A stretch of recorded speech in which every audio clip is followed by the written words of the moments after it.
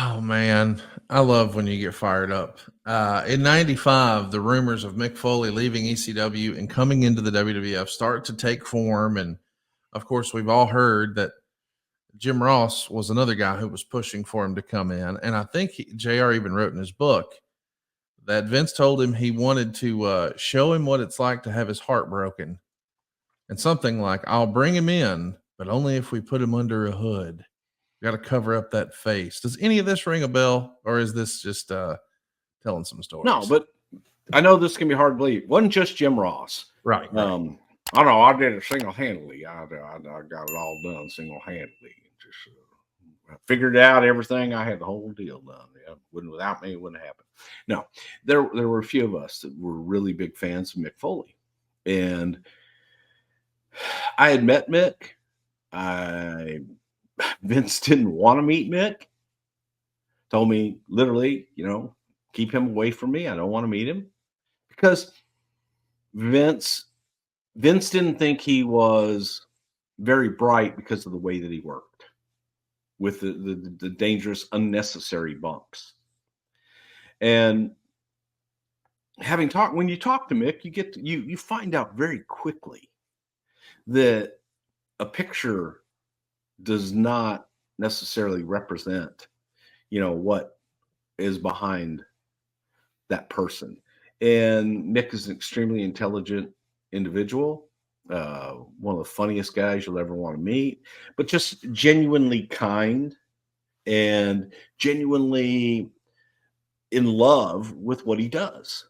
So Mick had a passion, and I had actually seen that, and I thought we can harness this.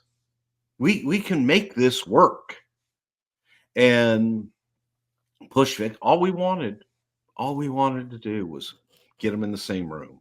And the feeling was much like Undertaker, who Vince was not interested in based off of what he had seen in WCW.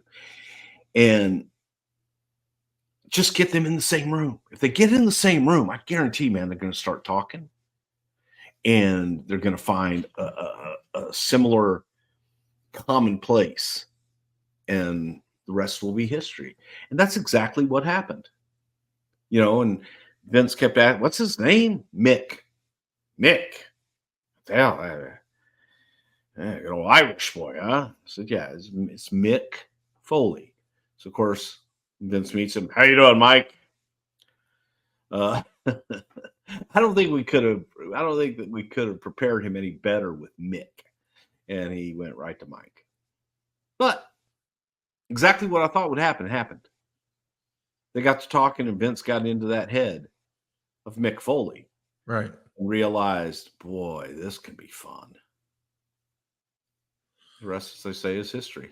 Talk to us a little bit about creative services and just the evolution of this mankind character and all the drawings and the masks and the back and forth, and how hands on was he and how much was he just, hey, tell me what you want me to do and I'll do that. The creative services was given a direction of this is what I'm looking for. We wanted to hide his face. We wanted to make him a very unique looking character.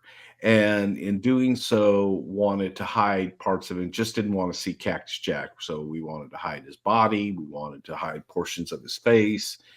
I wanted to mess up his hair, shade parts of his hair so that it looks like he was losing his hair and parts of his body. And as time goes on, you realize it's because he's pulling it out as he talks and as he rocks, as he does all these things.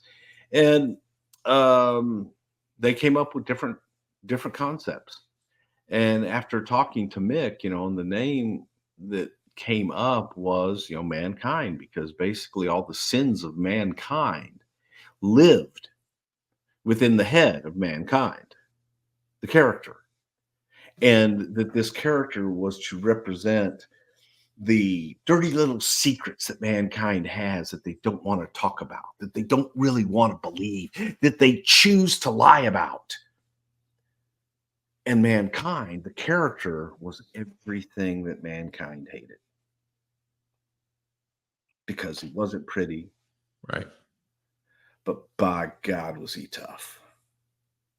And he made sense. So I thought it was an extremely, sophisticated, clever character. Do you remember sitting with Mick and you guys sort of talking about, hey, what would this guy do here and what would he do there? Because there's so many little things about the character. Like he comes into one entrance music and he leaves to another exit music, and the noises he makes and the way he does the mandible claw and cradles the face near his face so you can see both faces at the same time. And even like the rocking back and forth and pulling out his own hair. I mean, there's a lot of little nuanced stuff that he's doing with this character. And that feels like that would have been a collaborative effort. Can you talk to us a little bit about that? It was, throw Jim Cornette into that mix as well. And, Jimmy's the one that gave him the mandible claw. And it was talking about different ways to present him, that you had this frenetic entrance, but at the end, after he's gone crazy and he's demolished his opponent, now he becomes calm with the nice little piano music. And, oh no, did I hurt him? I hope I didn't hurt him. And he goes to, petting his opponent as if he's sorry for what he did. The music is the trip. The music is what makes him just flip that switch back to the kind, gentle soul of mankind. And it gave him dimension. He wasn't just a sick, frenetic freak all the time. No. He built up to that to get into the ring, and that's what made him successful. But then when the music flipped, you saw, oh, he cares. Oh, what a nice man. And that was, a lot of that was a big collaborative effort. I mean, everybody added their 2 cents, from the pulling the hair out to the rocking to the holding him and all of that. It was definitely a collaborative effort. And, Jim Cornette, throw him in there because Jimmy helped out a lot in those nuances as well.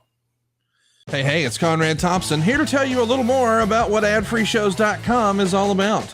Get early, ad-free access to more than a dozen of your favorite wrestling podcasts every single week, starting at just $9. That's less than 20 cents an episode each month. And yes, you can listen to them all directly through Apple Podcasts or your regular podcast apps. How easy is that? Ad-free shows also has thousands of hours worth of bonus content and docuseries like Title Chase, Eric Fires Back, Conversations with Conrad, and The Insiders.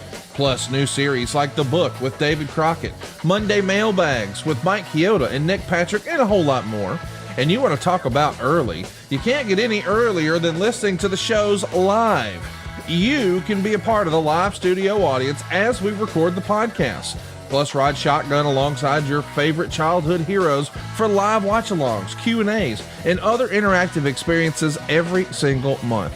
Come on now, see for yourself what thousands of other wrestling fans from around the world have discovered, that adfreeshows.com is the best value in wrestling. Check it out today, and hey, when you do, the first week is completely free. adfreeshows.com.